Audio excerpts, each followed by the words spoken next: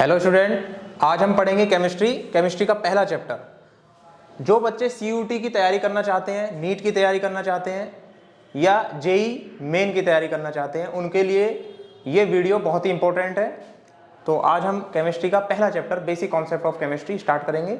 जिन बच्चों को बहुत सारी प्रॉब्लम्स आती हैं, फेस करते हैं प्रॉब्लम को न्यूमेरिकल करने में या बेसिक जो कॉन्सेप्ट है उनके लूज हैं, तो आज हम सारे कॉन्सेप्ट को वन बाय वन करके पढ़ेंगे। ठीक है, तो सबसे पहला जो चैप्टर है वो है बेसिक कॉन्सेप्ट ऑफ केमिस्ट्री।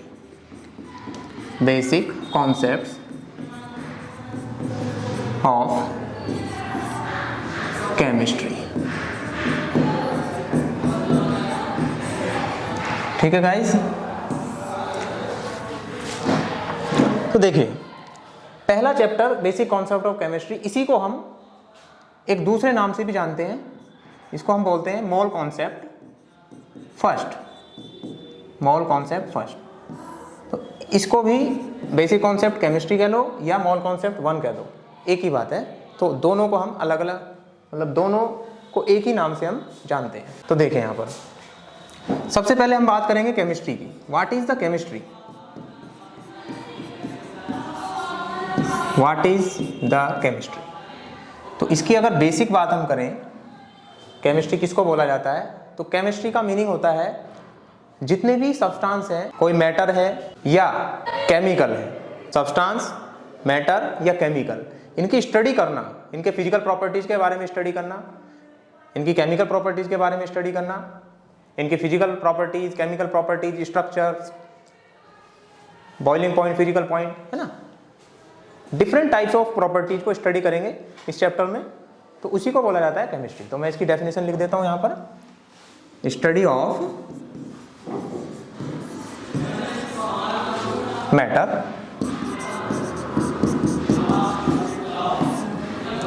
और सब्सटेंस और chemicals.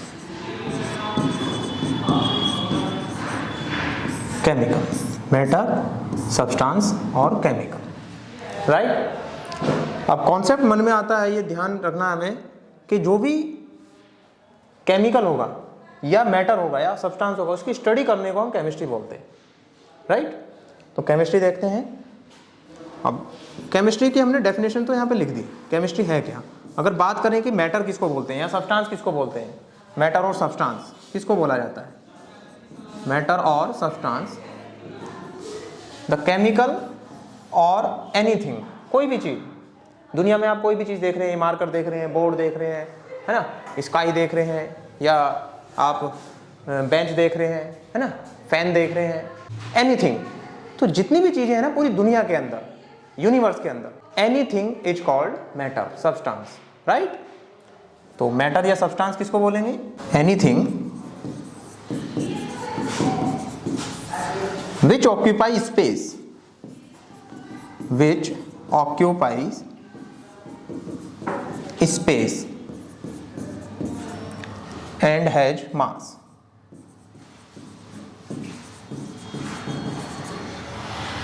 is known as matter. तो इसी को मैटर बोला जाता है, ठीक है। तो मैटर आपको आई होप समझ में आ गया होगा सभी को। अगर समझ में नहीं आया तो वीडियो को दोबारा से आप देख लें एक बार, ठीक है। तो मैं एक बार फिर से रिपीट कर रहा हूँ, बेसिक कॉन्सेप्ट ऑफ केमिस्ट्री ये हम स्टार्ट कर रहे हैं आज की क्लास में, जिसको एक दूसरे नाम से भी जाना जाता है, मोल कॉन्सेप्ट फर्स्ट के नाम से। इस चैप्टर को स्टार्ट करने से पहले हमें पता होना चाहिए कि केमिस्ट्री है क्या। तो केमिस्ट्री क्या होती है, स्टडी ऑफ मैटर, सब्सटेंस और केमिकल, इसको केमिस्ट्री बोला जाता है। मैटर या सब्सटेंस या केमिकल किसको बोलते हैं, कोई भी चीज पूरे यूनिवर्स के अंदर, है ना, जिसको हमें स्टडी करना है। तो वो क्या करेगा, स्पेस को ऑक्यूपाई करेगा और उसके पास क्या होगा, मास होगा। क्या होगा उसके पास, दो चीजें होंगी, एक तो मास होगा और क्या करेगा, वो स्पेस को ऑक्यूपाई करेगा। दो वर्ड आपको ध्यान रखने हैं, मतलब जगह घेरेगा, एक तो स्थान को घेरेगा, स्पेस को ऑक्यूपाई करेगा, और उसकी कुछ ना कुछ क्वांटिटी होती है जिसको हम मास बोलते हैं, ठीक है। तो मैं यहां पर क्लैरिफाई कर देता हूं, मास है क्या। मास, द क्वांटिटी ऑफ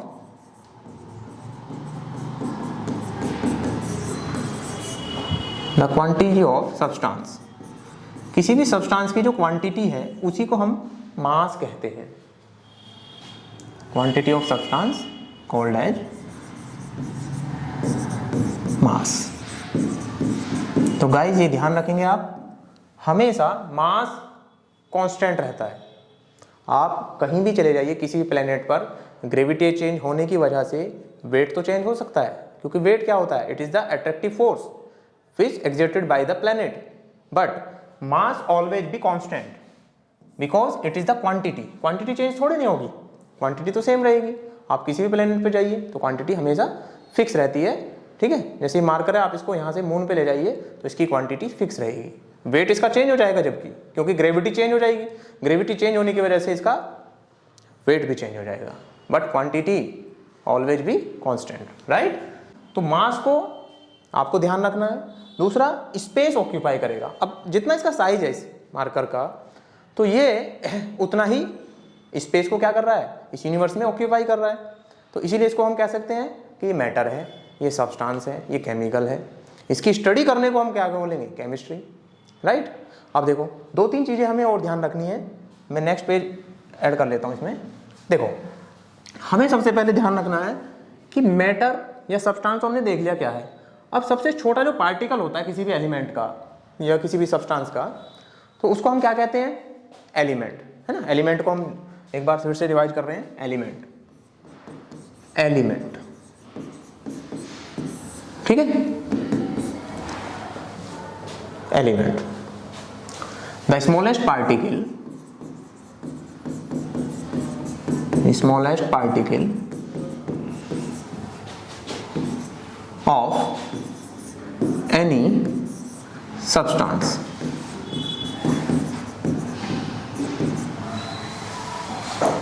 तो सबसे जो छोटा, स्मॉलेस्ट मतलब सबसे छोटा। आप कोई भी मैटर ले लें, कोई भी मैटर, तो उस मैटर को आप तोड़ते जाएं, ब्रेक डाउन करते जाएं, फर्दर डिवाइड करते जाएं। आप उसको इतना डिवाइड करते जाएं कि एक लास्ट मोमेंट पे आने के बाद आप उसको आप फर्दर डिवाइड नहीं कर सकते। तो जो सबसे छोटा एलिमेंट होगा, सबसे छोटा जो पार्टिकल होगा, उसी को हम बोलेंगे एलिमेंट, ठीक है। तो हमने यहाँ पे लिखा है स्मॉलेस्ट पार्टिकल, सबसे छोटा जो पार्टिकल होगा उसी को हम बोलते हैं एलिमेंट, ठीक है।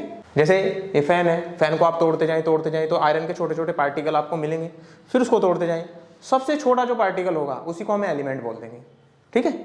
आप वुड को ले लें, लकड़ी को ले लें, काटते जाएं, इसको फर्दर डिवाइड करते जाएं और एक इस तरह लिमिट तक करते जाएं कि अब उसको दोबारा से डिवाइड करना पॉसिबल नहीं है। तो इसीलिए जो सबसे छोटा पार्टिकल होगा उसी को हम क्या बोलेंगे, एलिमेंट, ठीक है। तो केमिस्ट्री में एलिमेंट बहुत ही इंपॉर्टेंट चीज है, ठीक है। इसको याद रखेंगे, बेसिक कॉन्सेप्ट यहीं से डेवलप करेंगे हम अपने, है। इसके बाद एक टर्म आता है एटम, ठीक है। तो एटम देखिए क्या होता है, आप ध्यान रखना, एलिमेंट और एटम दोनों एक ही चीज होती है। फिर डिफरेंस क्या है, डिफरेंस ये है, एलिमेंट जो होता है वो सबसे छोटा पार्टिकल जब किसी सब्सटेंस के साथ जुड़ा हुआ होगा, लेकिन अगर वो केमिकल रिएक्शन करेगा तो उसको क्या बोलेंगे हम, एटम, ठीक है।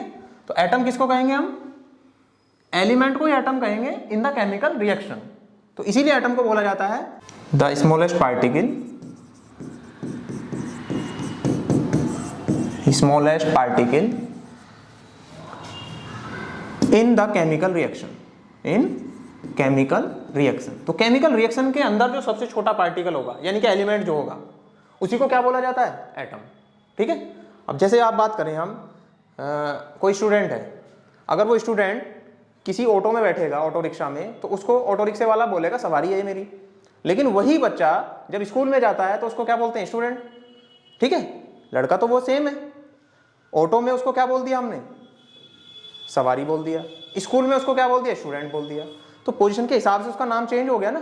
तो इसी तरह से यहाँ पर एलिमेंट कब बोलेंगे, जब किसी सब्सटेंस के अंदर जो छोटा पार्टिकल है वो रिएक्शन नहीं कर रहा है, अभी रिएक्शन नहीं कर रहा है, लेकिन उस पार्टिकल को हम एलिमेंट बोल रहे हैं। लेकिन जब वो रिएक्शन करेगा, वही पार्टिकल, सेम पार्टिकल जब रिएक्शन करेगा तो उसको क्या बोलेंगे हम, एटम। तो कंफ्यूजन बिल्कुल दूर होना चाहिए, कंफ्यूजन को बहुत ही क्लियर हमें रखना है, ठीक है। कंफ्यूजन नहीं रखना है हमें। तो ध्यान रखना है आपको, एलिमेंट क्या है, सबसे छोटा पार्टिकल सब्सटेंस का, और वही पार्टिकल जब केमिकल रिएक्शन में पार्टिसिपेट करेगा उसको हम एटम कहेंगे, the smallest particle of chemical reaction, ठीक है। अब आप देखें, एलिमेंट क्या है? Smallest particle. यानी कि कोई भी सब्सटेंस है उसके अंदर जो एलिमेंट है, पार्टिकल है, वो उसको बनाने का क्या कर रहा है? काम कर रहा है। ठीक है, तो इसीलिए इसको एक दूसरी डेफिनेशन और बोलते हैं हम एलिमेंट के लिए ही, कि ये क्या होता है? किसी भी सब्सटेंस का बिल्डिंग ब्लॉक होता है। बिल्डिंग ब्लॉक का मतलब किसी सब्सटेंस को बनाने का काम जो करता है वो छोटे छोटे पार्टिकल से मिलकर बनता है। कोई भी एलिमेंट, कोई भी सब्सटेंस। तो जब कोई भी सब्सटेंस छोटे छोटे पार्टिकल से मिलकर बनेगा तो उसी को हमने क्या बोल दिया? बिल्डिंग ब्लॉक बोल दिया। बिल्डिंग ब्लॉक मीन्स कि एक हमने ब्रिक ले ली, मान लिया है ना, स्टोन ले लिया। तो स्टोन को आप देखेंगे छोटे छोटे पार्टिकल में उसको आप ब्रेक डाउन करते जा सकते हो। तो मैं ये कह सकता हूं कि जो स्टोन है वो छोटे छोटे पार्टिकल से मिलकर बना हुआ है। तो इसीलिए जो छोटे छोटे पार्टिकल है ना, उनको हमने क्या बोल दिया? Element, right. तो देखो मैंने यहां पे लिखा है smallest particle of any substance, ठीक है, या आप कह सकते हो building block of any substance, क्योंकि वो सब्सटेंस छोटे छोटे पार्टिकल से मिलकर ही बना है। ठीक है, और बिल्डिंग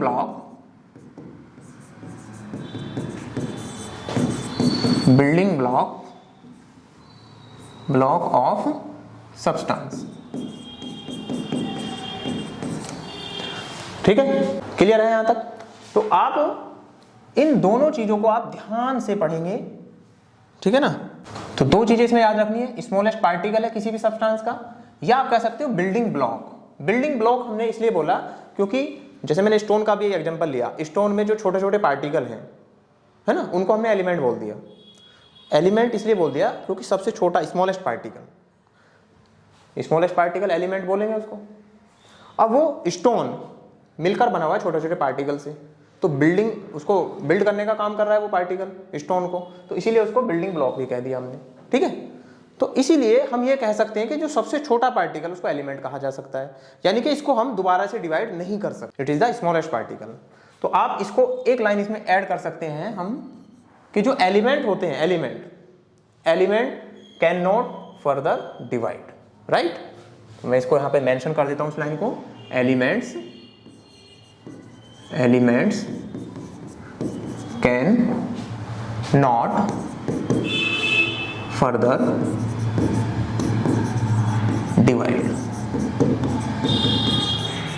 ठीक है, कैन नॉट फर्दर डिवाइड। तो ये आपको याद रखना है, ठीक है। इसको हम दोबारा से डिवाइड नहीं कर सकते, इसीलिए इसको हमने स्मॉलेस्ट पार्टिकल बोला है। और वही स्मॉलेस्ट पार्टिकल जब रिएक्शन करेगा तो उसको एटम बोल दिया। ठीक है, तो पोजीशन का फर्क है, सेम पार्टिकल है, जब केमिकल रिएक्शन करेगा एटम, और जब रिएक्शन नहीं करेगा एलिमेंट। ठीक है, चलिए अब इसको आगे देखते हैं हम, रिप्रेजेंटेशन ऑफ एलिमेंट। तो किसी भी एलिमेंट को हम किस तरह से रिप्रेजेंट करेंगे, तो आपको याद रखना है इसका एक स्पेसिफिक सिंबल होगा, उसको मैं अभी जनरली एक्स मान रहा हूं, और यहां पे मैंने जेड लिख दिया, यहां पर ए लिख दिया। ठीक है, तो देखिए ये जो जेड है ना, ये क्या होगा? इसका एटॉमिक नंबर। ठीक है, और यहां पर जो एक्स है, ये वाला एक्स, ये जो मैंने यहां पे लिखा हुआ है, इसको हम क्या बोलेंगे? इसको हम बोलेंगे एलिमेंट का सिंबल, है ना। जैसे हाइड्रोजन को एच लिखते हैं तो वो सिंबल हो गया उसका, और यहाँ जो ए है ये है उसका मास नंबर। ठीक है, तो हम इसको अभी और पढ़ते हैं। तो जेड एक्स ए, ठीक है, तो जेड क्या है यहाँ पर? It is the atomic number,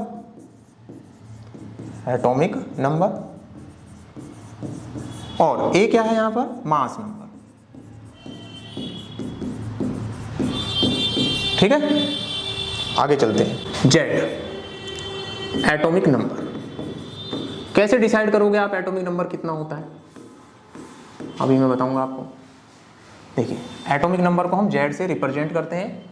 ठीक है, तो किसी भी एलिमेंट के अंदर या किसी एटम के अंदर जितने इलेक्ट्रॉन होते हैं या जितने प्रोटॉन होते हैं, एटम की बात कर रहा हूं मैं, ठीक है, जितने प्रोटॉन होते हैं या जितने इलेक्ट्रॉन होते हैं, उसी नंबर को एटॉमिक नंबर बोला जाता है, राइट। और जेड से उसको डिनोट करते हैं। तो यहां मैं लिख देता हूं, द नंबर ऑफ प्रोटॉन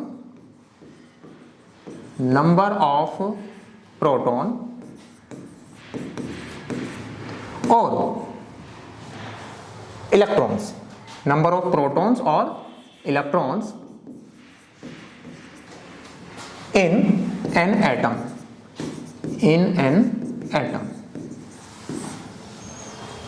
ठीक है। इज कॉल्ड एटॉमिक नंबर, इसी को एटॉमिक नंबर बोला जाता है। ठीक है, तो मैं यहां लिख सकता हूं, है ना, फॉर एन एटम,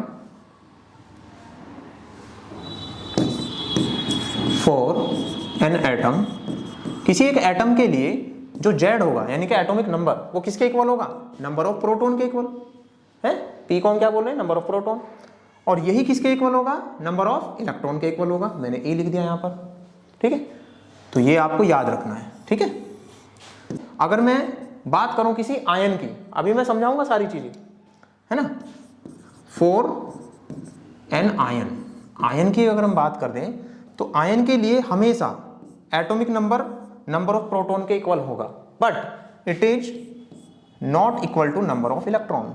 आयन के लिए, मैं आयन की बात कर रहा हूं, आयन के लिए प्रोटॉन का नंबर इलेक्ट्रॉन के इक्वल नहीं होगा, लेकिन atomic number always equal to the number of proton. ठीक है, इसके एग्जांपल लेंगे हम अभी। जैसे एग्जांपल ले लेते हैं, देखिए जैसे कि मैं बात कर रहा हूं हाइड्रोजन की, है ना, हाइड्रोजन 1H1, तो इसमें Z कितना है? ये 1 है। ठीक है, प्रोटॉन कितने होंगे इसमें? प्रोटॉन भी 1 होगा, और इलेक्ट्रॉन कितने होंगे? इलेक्ट्रॉन भी 1 होगा। ठीक है, ये हाइड्रोजन एटम की बात हो रही है ना। लेकिन अगर मैं बात कर रहा हूं आयन की, ये क्या है? एटम है। क्या है ये? एटम। अच्छा, एंड अब मैं बात करता हूं हाइड्रोजन आयन की, H+, हाइड्रोजन आयन इसको हम बोल रहे हैं। तो इसका मीनिंग ये हुआ यानी कि इसने एक इलेक्ट्रॉन लूज कर दिया, है ना, किसी को डोनेट कर दिया बाहर, है ना। तो किसी अदर एटम को इसने इलेक्ट्रॉन दे दिया, तो उसकी वजह से इस पर क्या आ गया? Positive charge. तो अब इसको आयन बोलेंगे। आयन हम जब बोलते हैं किसी भी एटम को, जब वो कोई एटम अपने इलेक्ट्रॉन को, है ना, आउटर मोस्ट शेल से जो इलेक्ट्रॉन होते हैं उसको डोनेट कर दे, या किसी अदर एटम से एक्सेप्ट कर ले इलेक्ट्रॉन को। ठीक है, मैं फिर से बता रहा हूं, आयन हम किसको बोलते हैं? व्हेन एन एलिमेंट और एटम डोनेट और एक्सेप्ट द इलेक्ट्रॉन, या वो डोनेट कर दे या एक्सेप्ट कर ले, तो उन्हीं को हम क्या बोलेंगे? आयन बोलेंगे। आयन इसलिए बोलते हैं क्योंकि उस पर कोई ना कोई प्लस या माइनस का चार्ज आ जाता है। ठीक है, तो जैसे यहां पर इसने इलेक्ट्रॉन को क्या किया? लूज किया, डोनेट किया, तो इसको हम हाइड्रोजन आयन बोलेंगे। तो ये हो गया हाइड्रोजन आयन। तो इसको मैं नाम लिख देता हूं यहां पर, हाइड्रोजन आयन। ठीक है, तो ये हाइड्रोजन आयन हो गया। अब हाइड्रोजन आयन के अंदर इसने इलेक्ट्रॉन को डोनेट कर दिया, इसीलिए नंबर ऑफ इलेक्ट्रॉन इसके अंदर क्या होगा? 0। तो इक्वल टू E की वैल्यू क्या है इसमें? 0। लेकिन इसका एटॉमिक नंबर भी क्या होगा? 1, और प्रोटॉन का नंबर भी क्या होगा? 1। तो आप देखेंगे यहां पर Z इक्वल टू, मैं पहले एटम की बात कर रहा हूं, है ना, दोनों को देखो, एटम, हाइड्रोजन एटम की बात कर रहे हैं, तो Z जो होगा, देखो Z का मीनिंग है atomic number equal to the number of proton equal to the number of electron. देख लो यहां पर। ठीक है, तो गाइज हमने अभी पढ़ा था Z equal to T is equal to E। ठीक है, इक्वल टू E। तो ये फॉर्मूला आपको याद रखना है। ठीक है, ये किसकी बात थी? For an atom, for an atom, ये एटम के लिए है।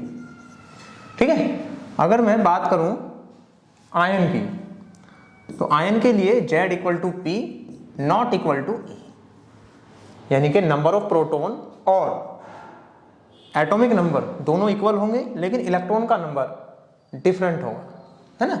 ये बात हो रही है आयन के लिए, फॉर आयन। ठीक है, ये आयंस के लिए होगा। ठीक, तो इसमें हम आगे देखते हैं, जैसे कि मैंने अभी आपको पढ़ाया था Z, X और A। Z क्या है? Atomic number, it is the atomic number, Z is atomic number.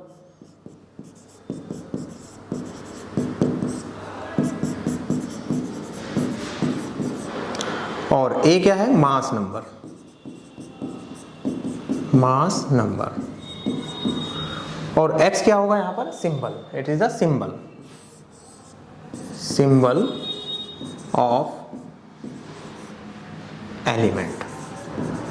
किसी भी एलिमेंट का ये सिंबल होगा। ठीक है, या आप एटम भी कह सकते हो, लेकिन एटम और एलिमेंट में दोनों में डिफरेंस यही है कि आपको यहाँ ध्यान रखना है, एलिमेंट हम जब बोलेंगे जब कोई केमिकल रिएक्शन नहीं हो रही है, लेकिन जब केमिकल रिएक्शन होगी तो उसको हम क्या बोलेंगे? उसको फिर हम एटम कहेंगे केमिकल रिएक्शन के लिए, ठीक है। तो देखो यहाँ पर जैसे कि बात करते हैं हम हाइड्रोजन की, मैं कुछ यहाँ पर वो लिख देता हूँ, है ना। जैसे देखो यहाँ पर हमने लिखा हाइड्रोजन, तो आपको है ना मैं एक टेबल बना के दिखा रहा हूँ, वो आपको याद करना है, ठीक है। तो अप्रोक्सीमेटली जितने भी एलिमेंट्स होते हैं, है ना, लगभग, है ना, most of the elements are found in the soil. तो ज़्यादातर जो है ना सॉइल से एलिमेंट्स मिलते हैं, है ना। इसीलिए जो सॉइल है ना, इसका एक मीनिंग होता है कीमिया। कीमिया एक शब्द है जिसका मीनिंग होता है सॉइल। कीमिया मीन्स सॉइल। तो केमिस्ट्री जो वर्ड है ना वो ड्राइव किया गया था कीमिया से, ठीक है। तो यहाँ पर मैं एक स्टार बना के लिख रहा हूँ, chemistry word derived from a word of कीमिया। तो कीमिया नाम के वर्ड से इसको ड्राइव किया गया है, जिसका मीनिंग क्या होता है, सॉइल। यानी कि जितने भी एलिमेंट्स होते हैं, मतलब सारे की बात नहीं करूँ मैं, मतलब मोस्ट ऑफ द एलिमेंट्स, ठीक है। मोस्ट ऑफ द एलिमेंट मतलब ज़्यादातर एलिमेंट्स ड्राइव कहाँ से किए जाते हैं, सॉइल से, यानी कि सॉइल में मिलते हैं, ठीक है। इसीलिए केमिस्ट्री का जनरल मीनिंग हो गया एक तरह से ऐसे केमिकल की स्टडी करना जो सॉइल से मिलते हैं, ठीक है। चलिए, तो यह हमने ध्यान रखना है इसको। और कुछ एलिमेंट को मैं सिंबलाइज करके उसका एक रिप्रेजेंटेशन है, ये आपको याद रखना है। जैसे कि 1H1, ठीक है। तो 1H1 का मीनिंग क्या है यहाँ पर, हाइड्रोजन, है ना। आपको ये याद रखना है कि जो हाइड्रोजन है, हाइड्रोजन का सिंबल क्या होगा, H होगा, ठीक। हाइड्रोजन का सिंबल होता है कैपिटल H, ठीक है। एटॉमिक नंबर 1 है इसका और मास नंबर भी 1 है। एटॉमिक नंबर 1 का मीनिंग है यानी कि इसमें इलेक्ट्रॉन कितने हैं, एक है इसमें इलेक्ट्रॉन, और प्रोटॉन भी कितना है इसमें, एक, ठीक, ठीक है। क्योंकि ये एटम है, हाइड्रोजन एटम, तो आपको याद रखना है इसके लिए, ठीक है। उसके बाद आता है 2He4, इसको बोलेंगे हम हीलियम। ये आपको याद रखना है, हीलियम। हीलियम एलिमेंट में एटॉमिक नंबर 2 होगा, मास नंबर भी 2 हो, मास नंबर 4 होगा, सॉरी, मास नंबर क्या होगा, 4, ठीक है। Atomic number 2 and mass number 4, ठीक है। इसके बाद आता है 3Li, capital L small i, ये होता है 7, इसको बोलेंगे हम लिथियम, ठीक है। 4Be9, beryllium,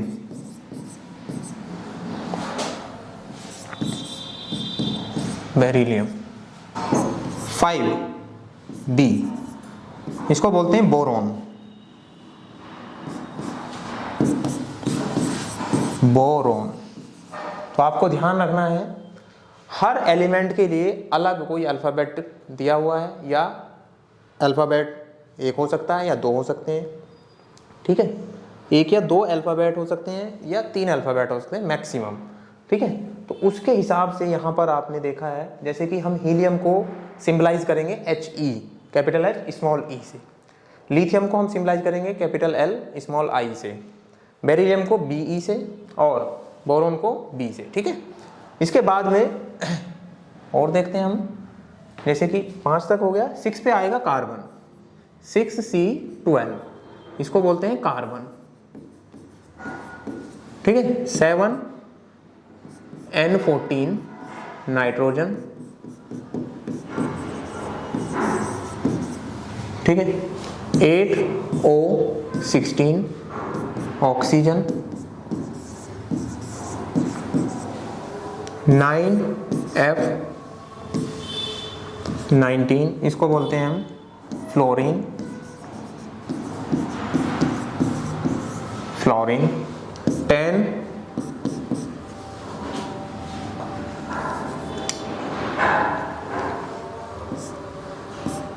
10Ne, capital N small e, तो इसको हम, ये होता है 20, इसको बोलेंगे नियोन, ठीक है।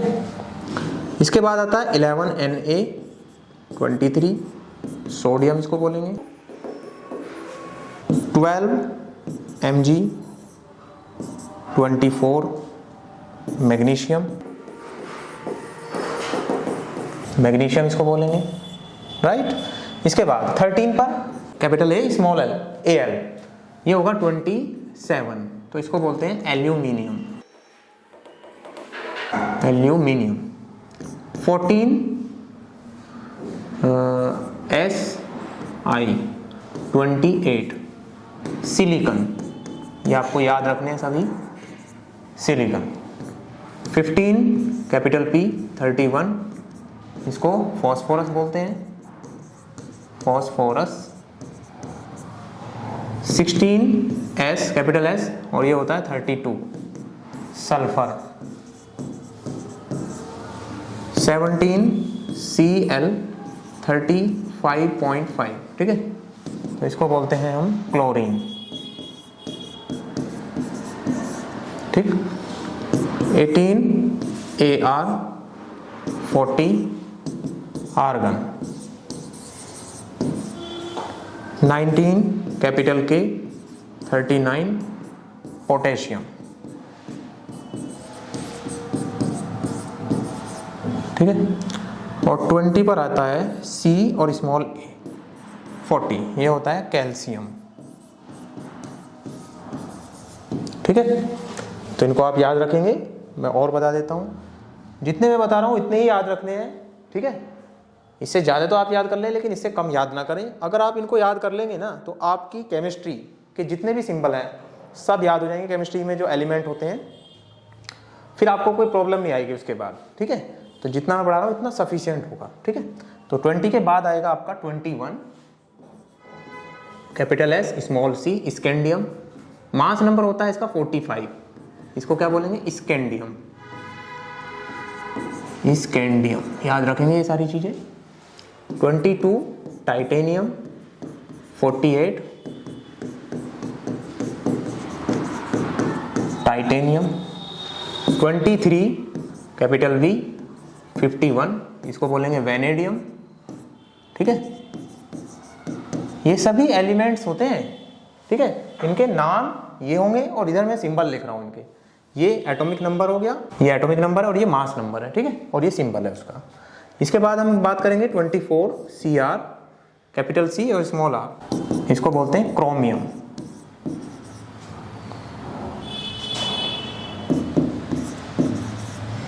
क्रोमियम। ये होता है मैग्नीज Mn, ये 55 होता है, ठीक है, इसको बोलते हैं मैग्नीज, मैग्नीज।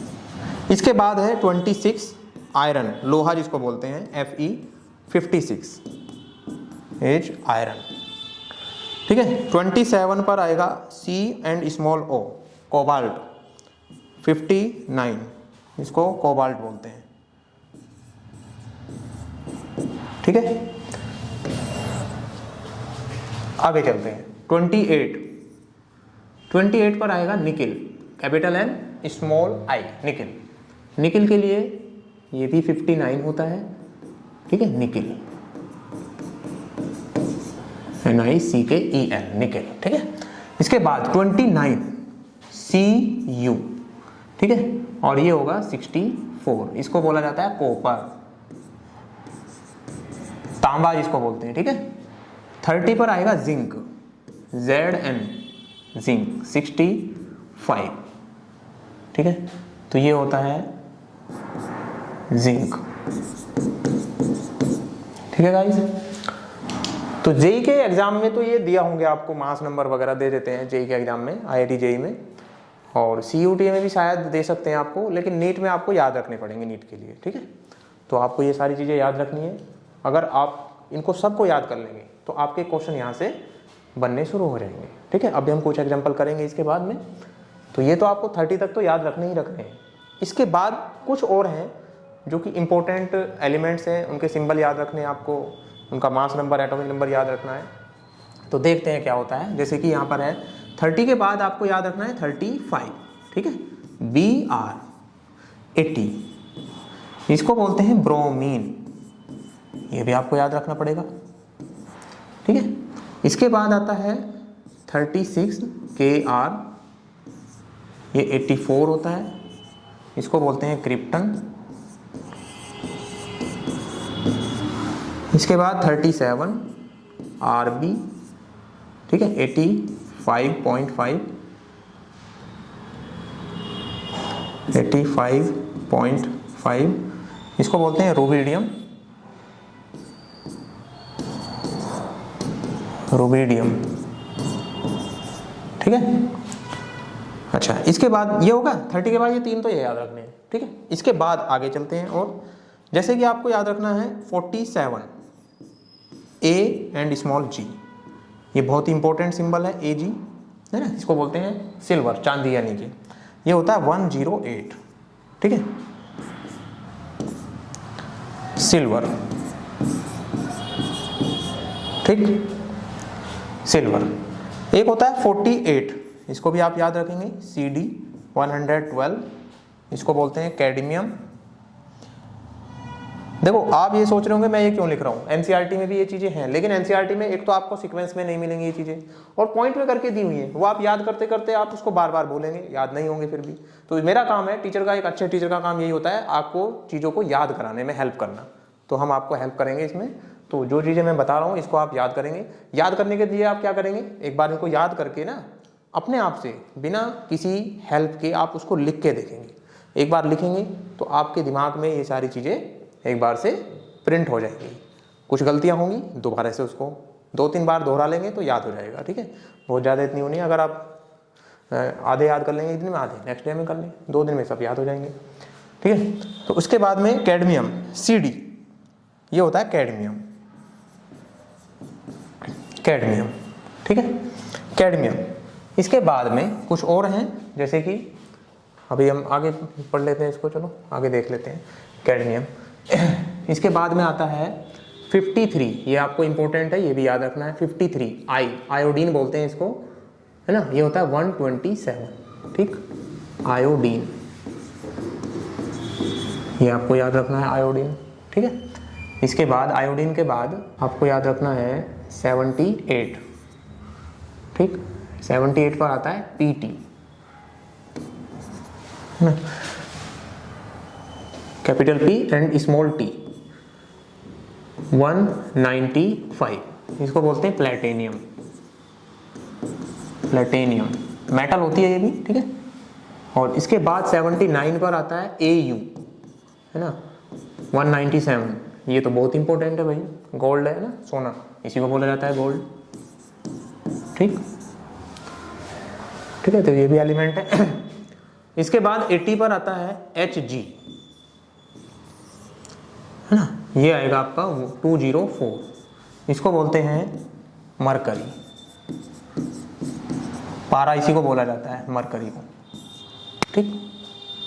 ये एक ऐसी मेटल है जो लिक्विड फॉर्म में पाई जाती है, ठीक है। इसके बाद आपको 90 याद रखना है, TH, ठीक है। और इसका जो मास नंबर होता है वो होता है 230, है ना, इसको याद रखेंगे, ये होता है थोरियम, थोरियम, ठीक है। तो आपको सारे याद नहीं रखने हैं, 30 के बाद ये कुछ ही हैं, मुश्किल से 10 होंगे, 10 या 12, उनको याद कर लेंगे आप। इसके बाद आता है एक 92, है ना, U238, और इसको बोलते हैं हम यूरेनियम। रेडियो एक्टिव एलिमेंट्स होते हैं सारे। 83 के बाद के जितने भी एलिमेंट्स हैं वो सब, 83 एटॉमिक नंबर के बाद जितने एलिमेंट होंगे वो सभी क्या होंगे, रेडियो एक्टिव एलिमेंट्स होंगे, ठीक है। तो इनको आप याद रखेंगे, 90 थोरियम, यूरेनियम, 238। इसको एक मिनट, इसको ना आप इसको करेक्ट करके इसमें यहाँ 234 कर लेंगे इसको, ठीक है। ये तो ये आपको याद रखने हैं। इसके बाद हम इसके कोर पार्ट में चलते हैं, इस चैप्टर के। मैं कुछ छोटी छोटी डेफिनेशन आपको बता रहा हूँ, ठीक है। सबसे पहले मैं बात करूंगा एटॉमिक नंबर की। एटॉमिक नंबर, अभी हमने पढ़ा है एटॉमिक नंबर क्या है, एटॉमिक नंबर Z, इसको सिंबल करते हैं, सिंबलाइज करते हैं Z से, कैपिटल Z से। तो एटॉमिक नंबर क्या होगा, इन एन एटम, किसी एक एटम के अंदर जितने प्रोटॉन होते हैं उसी को उसका एटॉमिक नंबर बोला जाता है। In an atom number of proton is called atomic number, is called atomic number. ठीक है, तो इसी को एटॉमिक नंबर बोला जाता है, यानी कि जेड बोला जाता है। याद रखेंगे ये सब। तो जेड का मीनिंग हो गया एटॉमिक नंबर। अच्छा, इसके बाद आपको देखिए एक होता है मास नंबर, अभी हमने पढ़ा मास नंबर। ठीक, तो मास नंबर इसको हम सिंबलाइज करते हैं ए से, कैपिटल ए से। ठीक है, तो देखिए क्या होता है मास नंबर। इसमें आप याद रखेंगे it is the sum of number of protons and number of neutrons। ठीक है, यानी कि जो A होगा, A किसके इक्वल होगा? देखो A जो होगा ये होगा प्रोटॉन प्लस न्यूट्रॉन के इक्वल, यानी कि इन दोनों का सम जो होता है ना प्रोटॉन न्यूट्रॉन का, इनको क्या बोलेंगे हम? Mass number. ठीक है, mass number also known as number of nucleon. Nucleon क्यों बोला जाता है? देखो जैसे कि ये एटम है मेरे पास, ठीक है, एटम के अंदर सेंटर में है ना माइन्यूट सा, ये मैंने बड़ा करके बनाया लेकिन होता बहुत स्मॉल है, छोटा है साइज में। तो यहाँ पर प्रोटॉन होगा एक तो, है ना, और क्या होंगे? न्यूट्रॉन होंगे, प्रोटॉन एंड न्यूट्रॉन। ठीक है, और इस न्यूक्लियस के चारों तरफ ऐसे यहाँ पर ऑर्बिट होती हैं, ऑर्बिट में इलेक्ट्रॉन्स होते हैं, यहाँ पर इलेक्ट्रॉन्स होंगे। ठीक,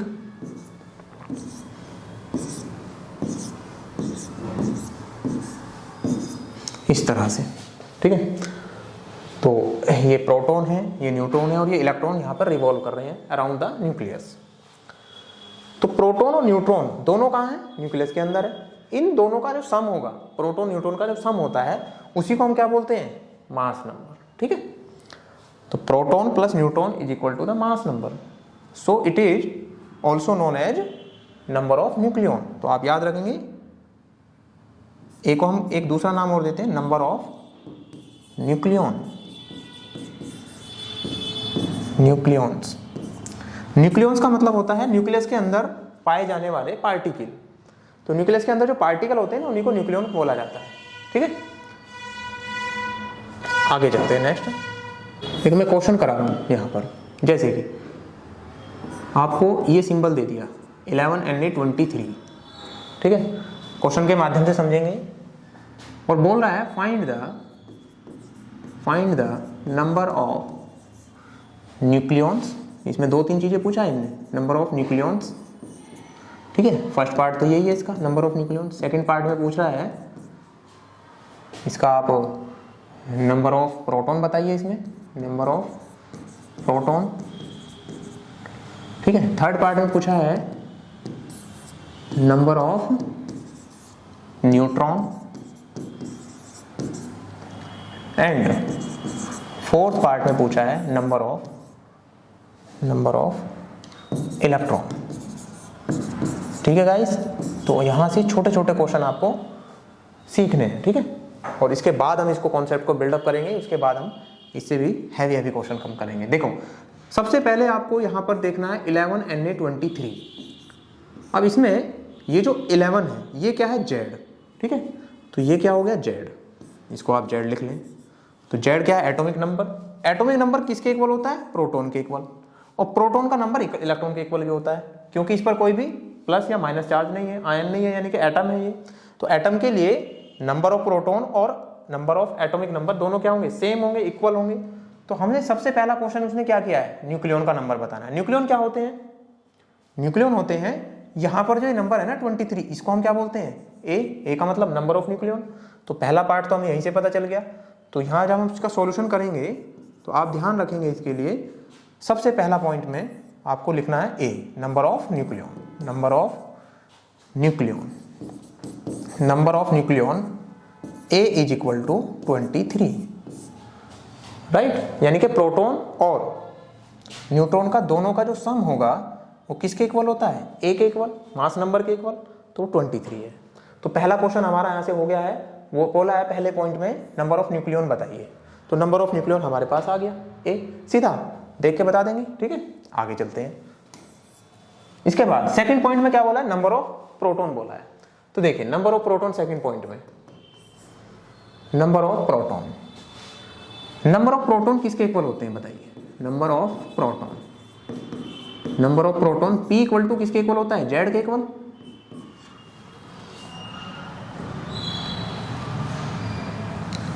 P इक्वल टू Z, और Z कितना है यहाँ पर 11, तो प्रोटॉन का नंबर भी 11 होगा, यानी कि 11 प्रोटॉन होंगे इसमें। थर्ड पॉइंट में पूछा है, थर्ड पॉइंट में है नंबर ऑफ न्यूट्रॉन। तो नंबर ऑफ न्यूट्रॉन के लिए हमने अभी एक फॉर्मूला लिखा है N plus P is equal to A। तो number of neutron N equal to क्या हो जाएगा, A माइनस P।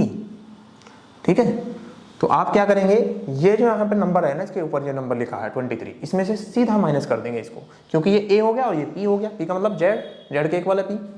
ठीक है, तो यहाँ पे आप लिखेंगे 23 माइनस 11, तो यहाँ पे देखिए सीधा आपको नंबर ऑफ न्यूट्रॉन का वैल्यू मिल गया 12।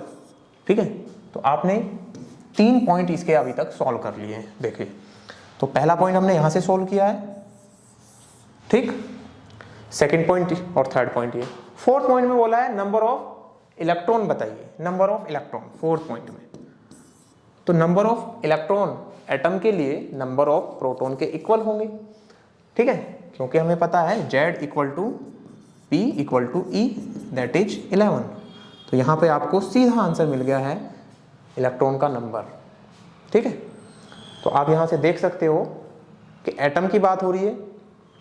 ये फॉर्मूला हमने अभी डिसाइड किया था कि Z P के इक्वल होगा और E इक्वल है ना, तीनों इक्वल होंगे। तो यहाँ पर 11 नंबर किसके आगे, इलेक्ट्रॉन के। ठीक है, तो आई होप ये क्वेश्चन आप